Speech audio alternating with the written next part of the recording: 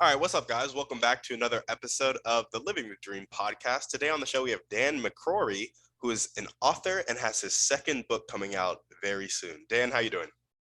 Great, how are you? Doing fantastic. Thanks for asking. And we like to jump right in. So if you could start with telling us a little bit about yourself and some of the things that you like to do for fun, that'd be great. Fun? Let's see now. Fun is actually due to my dreams, so I guess that's a good start.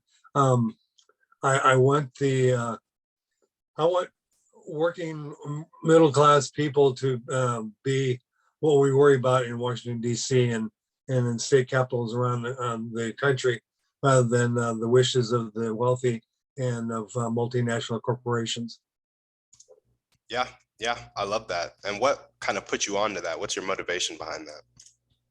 Well, I was a union president, and the company came in right after I got elected and downsized quite significantly. So we lost a third of our membership, and all of a sudden we had to do some belt tightening and refiguring budgets and things like that. And there was really no reason for it. I ended up taking a buyout so that somebody with kids that was still in mid career could stay and put their kids through college and things like that, and not have to worry about getting laid off. So because I was at the end of my tenure at the phone company after 37 years, so I figured it's time to go. Yeah, absolutely. So as a union president, you saw this company downsize and you were like, this did not need to be this way. And so from that point on, you were like, I need to stand up for middle-class people. Yeah, I was that way anyway, but that probably made me more so. Gotcha. And you stand up for middle-class people primarily as an author, or are there other things that you do too?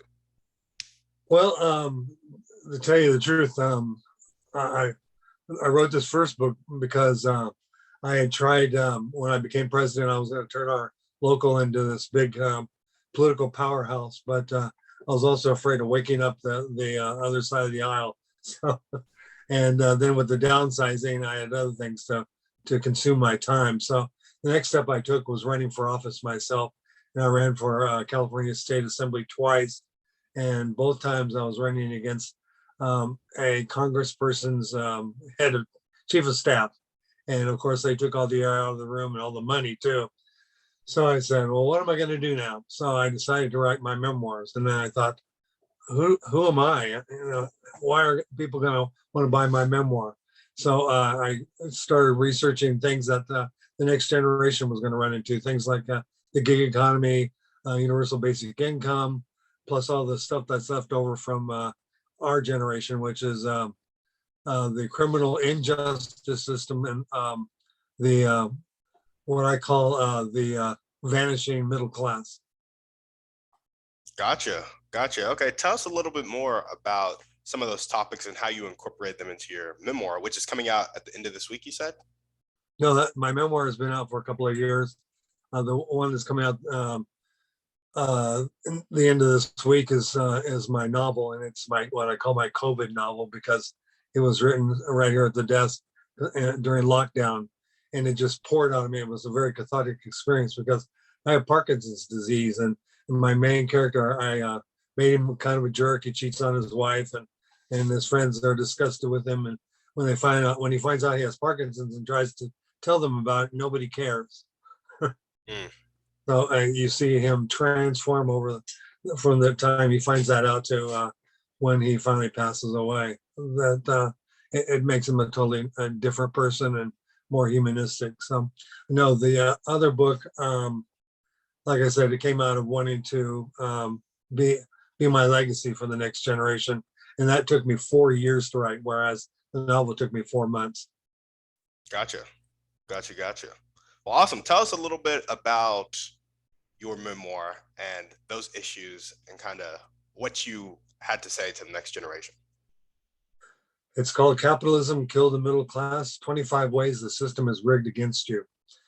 And what I was trying to show people is that there are all sorts of obstacles in your way, and you have to realize that they're there and find a way around them rather than just hope that we're going to be a Horatio Alger story and be able to pull ourselves up by our bootstraps, because the system is rigged, and it's not rigged in favor of the middle class. Middle class, that's the only class of our country that is paying their taxes, and so everything's falling on our backs because the rich don't pay taxes, and they have found all sorts of ways around it. And of course, the poor don't, because they don't have anything to give in that regard. So I guess what I tried to do was paint a dotted line between what happened in the past with Franklin Roosevelt and trying to build a labor movement into the future. So I was trying to draw this line. And what I was trying to tell readers is that the labor movement could very well be the salvation of the middle class. And I think millennials have taken that to heart, because there's a major movement going on with areas that were never considered capable of being unionized in the past. And they're taking it on, and they're winning some major battles with corporations. So I'm really heartened by that. Yeah, absolutely. I love that. I love that. Well, tell us a little bit more about your vision for the next generation, what you want the middle class to look like, your ideal. Okay, what I did, have you heard of the Powell Memo or the Power Manifesto? I have not. Lewis C. Powell, his claim to fame up to this point was he had represented the cigarette companies in front of the Supreme Court and said that cigarettes were not addicting. But in 1971, a friend of his who was with the U.S. Chamber of Commerce said, we need to get back the argument from these hippies and these vets coming back that are saying that we're just in this war, Vietnam War in this case, to make money. And so they asked him to write something up. So he wrote this 19-page memo. And in it, he describes that what conservative businesses needed to do to win back the argument. And they needed to do things like create think tanks, which they did. They needed to talk to students in elementary school as well as the ones in college, and let them know that capitalism is a great thing, and that you can leave things to the corporations and they'll take care of us. And it worked so well. I had a handyman in my house a couple of weeks ago, and the first thing he said was, unions have ruined this country. And I thought, wow, I guess what what businesses wanted to happen, and definitely happened, because it trickled down to him. Yeah. So those are the kinds of things that we have to win back the conversation. And what I've done is I took the Powell memo, gutted it, and where it said capitalism, I put in democratic socialism or other means of creating a market, because our capitalism is very predatory. It doesn't help anybody. Countries like Finland, Sweden, Denmark, those kinds of countries have figured it out, and that's why they're thriving. There's a report put out by the UN every year, and Norway is always at the top of that. And it's not because they'll deny that they're a democratic socialist country, but that's the only label that we in this country have been able to put on them, because it's not capitalism per se, because you're paying taxes from birth to death, and it allows better schools and better treatment of the working class. So, and that's where my sequel is going to come into that book. It's called Capitalism Kills the Global Edition, in which I compare various countries and how they treat their middle class, and look at that as a correlation between their success as a country and how they treat their working class. Gotcha. Yeah, no, for sure. Okay. That's very interesting. And so I guess my question to you is, are you against capitalism as a whole, or are you want the middle class to be treated better in capitalism? I've been having that very same argument on Facebook for the last several days, because this guy said I've created a cartoonish situation where capitalism cannot win, and capitalism has done itself some harms. And every once in a while, you'll hear about something like the 2008 housing boom that went bust. That happened in Silicon Valley. That happened to the iron workers a couple of generations ago. So these are things that indicate that capitalism, especially the oversight of capitalism, is lacking. And we need to, if we're going to use capitalism, we need to have built-in checks and balances that have sort of gone by the wayside. And we need to raise taxes on the rich and corporations to help balance that load that's on our backs right now, because that's who's Washington is answering to is all these other groups, and it should be us. Yeah, for sure. I get that. So what really, by the way, that is very controversial. You're going to get some pings from being on this podcast, but that's awesome, man. I'm glad that you stand for what you believe in. I respect it. Thank you. We used to be that way, right? The most prosperous part of generation was right after World War II, when everybody practically was union, and you didn't have to have both parents working 2 or 3 jobs to get by, and we need to get back to that. Yeah, no, for sure. I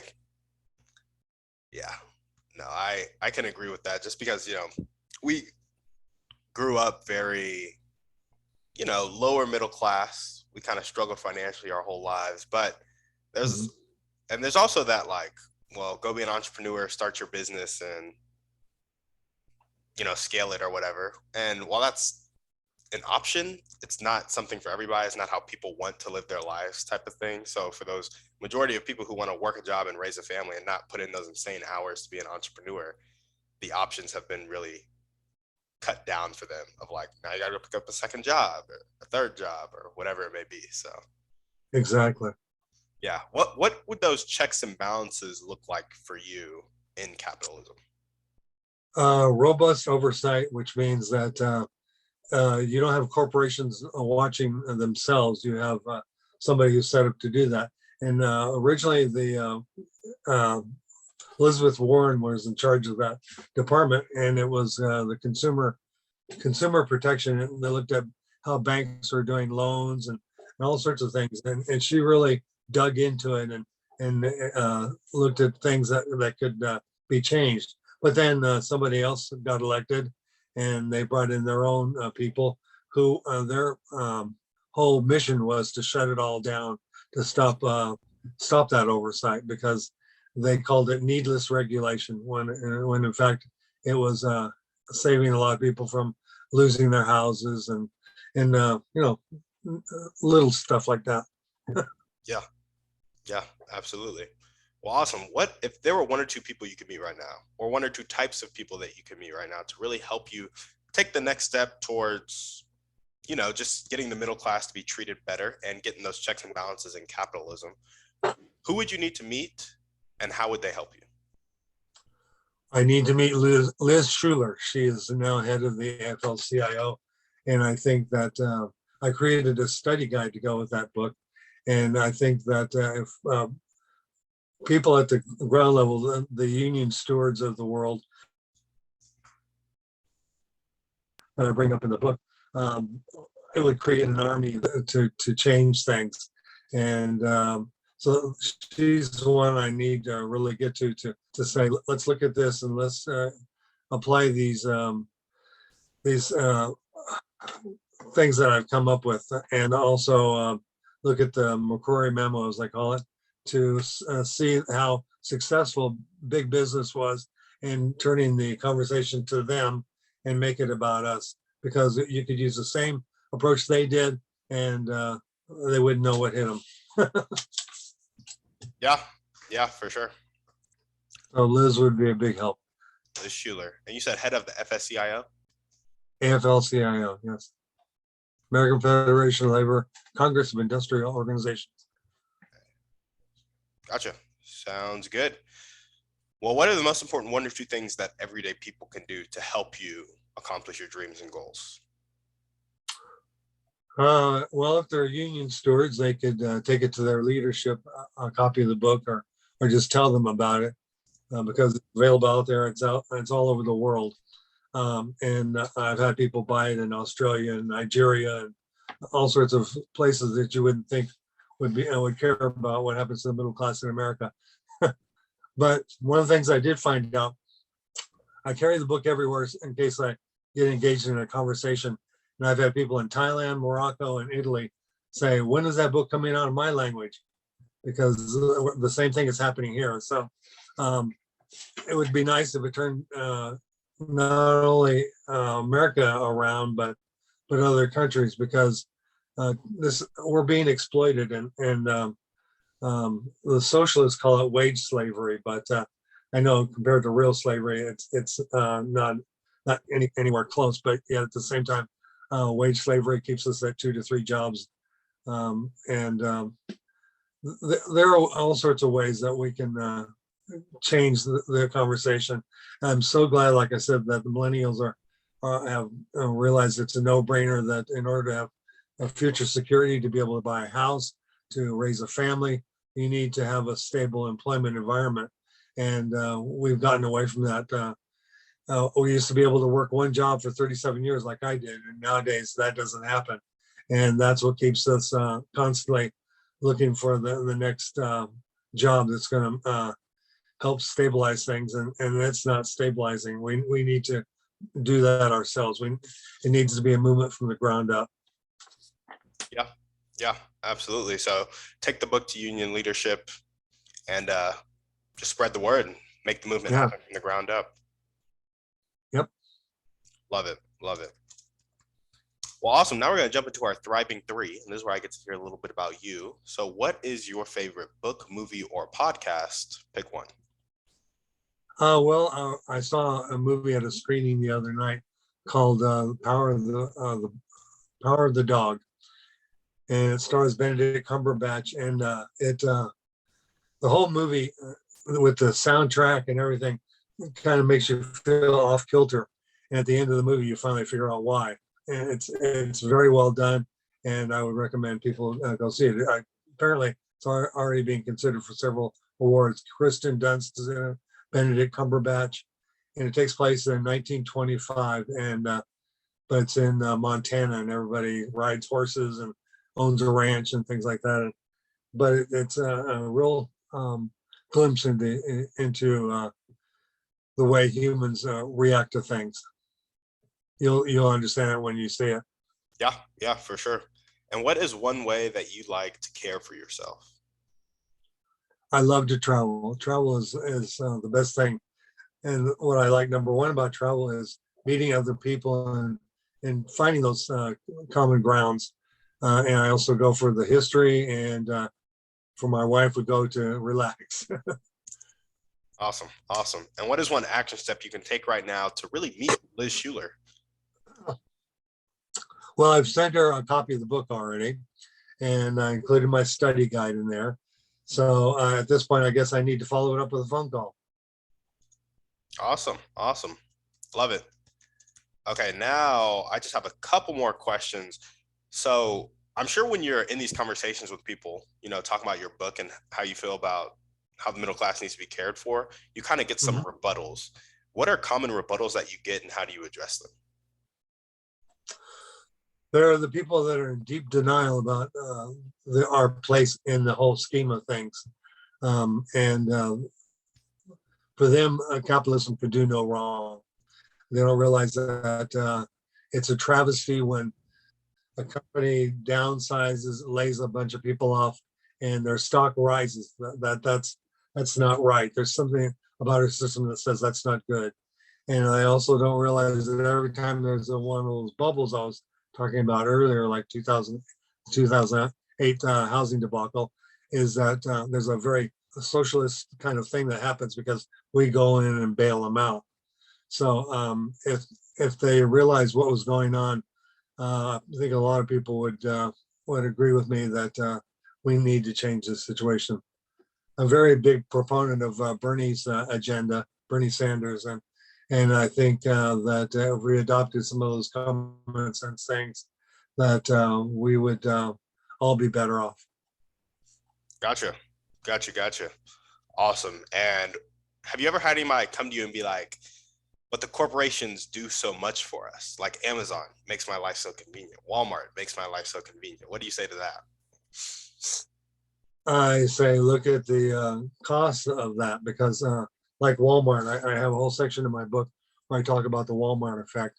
Walmart will go into a small town and they offer everything. So you wipe out the company that sells tires, wipe out the little mom and pop store that provides, let's say, a pharmacy. They provide your meds. You can get all that much cheaper at Walmart. And so you wipe out all these mom and pop businesses. Those people come to work for Walmart as greeters and things like that. But there aren't enough jobs for everybody that lost their job because Walmart came to town. So pretty soon you've got all sorts of people that have to be on welfare, and Walmart looks around and says, "Where did all our customers go?" And so they pull up stakes and they go on to the next town. And there's not enough money in the city coffers anymore to attract another big box business. So it turns into a ghost town. Gotcha. Awesome. Thanks for educating me on that. I actually never thought about that. So appreciate it. Okay. And my last question is completely unrelated, but it's a question I like to ask everybody because I'm really searching for the answer. Okay. So you know how there are people in life that really have a like fixed mindset, don't accept help, aren't willing to change, and their life will suck. People will offer them a hand up, but nothing ever changes because they're just kind of stuck in their ways. Yep. There are some people that die like that. And then there are those people who go from that to really having like, you know, growth mindset, willing to change, willing to accept help, willing to like do what needs to be done to change their life. And then there's something that happens in between going from fixed mindset and not willing to change to growth mindset, willing to change. What is the catalyst that makes somebody willing to change, ask for help, and receive help to really see their life be transformed, in your opinion? In my opinion, it's some kind of epiphany, or whether that's suddenly, for instance, this lawyer I know read my book and she said, "I was a lot more conservative before I read your book." So I was thrilled to hear that, because that's the kind of person you want to wake up. And I think that's what needs to happen. They need to have a personal epiphany. It's like people that are alcoholics. They don't realize they're destroying their own lives and all those around them until they hit rock bottom. And then hopefully they turn that around. There are those who become casualties of the whole system and end up dying, wondering what the hell happened. And there are other people who say, I need to change this and that. And they get control of their lives, and then they can start thinking about their dreams. Yeah, I love that. And so I noticed you said hitting rock bottom. What do you say about those people who hit rock bottom but never have that epiphany down there? Why do you think that happens? I don't know. I really like a quote by Jesse Jackson, Reverend Jesse Jackson. He said, "Never look at the only time you should be looking down at a man is when you're helping him up." I love that. I live my life that way. I love that. Yeah. Helping them up. And you said that was Reverend Jesse Jackson? Yep. Awesome. Well, cool. So I love that it's some kind of epiphany. And would you say that epiphany typically happens at rock bottom, or it doesn't always have to? It doesn't always have to. I mean, sometimes people get religion and that does it for them. Other people have someone who treats them with tough love, and other times you just write them off. Yeah. And that's for sure. Well, awesome. I guess my last follow-up question is, how do you create an environment that leads to those epiphanies? That's a good question. I wish I had an answer for that one.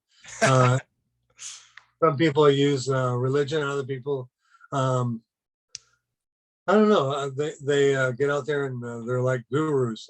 One of my favorites is a guy named Noam Chomsky, and I call my book Chomsky Light, because he draws lines between things that you wouldn't necessarily feel that they're related, but he shows the relation to them, And that brings a lot of people to the final argument that he's trying to make, is that this is rigged, and you're not going to get anywhere unless you first acknowledge that. Yeah. Yeah, for sure. Well, awesome. Is there anything else you want to chat about before we sign off, Dan? No, well, other than my novel comes out the end of this week. It's called You Will Forever Be My Always. And it's going to be at your local bookstore, even if you have to order it online. But it has some epiphanies of mine in there that I think some people will laugh or actually acknowledge as being somewhat a good idea. Awesome. Sounds good. Sounds good. And do you want people to contact you? If so, what's the best way? That's a good question. They can contact me through my not website, my email. It's called writingbiz@yahoo.com. WRITINGBIZ @Yahoo.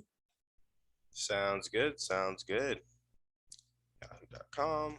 Alrighty, Dan. Well, thank you so much for being on the show. Thank you, Douglas. It was a treat. Absolutely. And if you guys are listening to this and you loved what Dan had to say, you loved his passion for the middle class, and you want to check that out, make sure to buy his book, spread the message, and make sure the movement starts from the ground up. Also, feel free to contact Dan and engage in discussion if you're still questioning some of his stuff, because I'm sure he would love to give you some answers and bring you to the other side. Yep. Thank you guys so much for watching. Dan, thank you for coming on the show. As we always ask, send this to 1 to 2 people you know need to hear this message. Shoot us a 5-star review on iTunes, and we're out.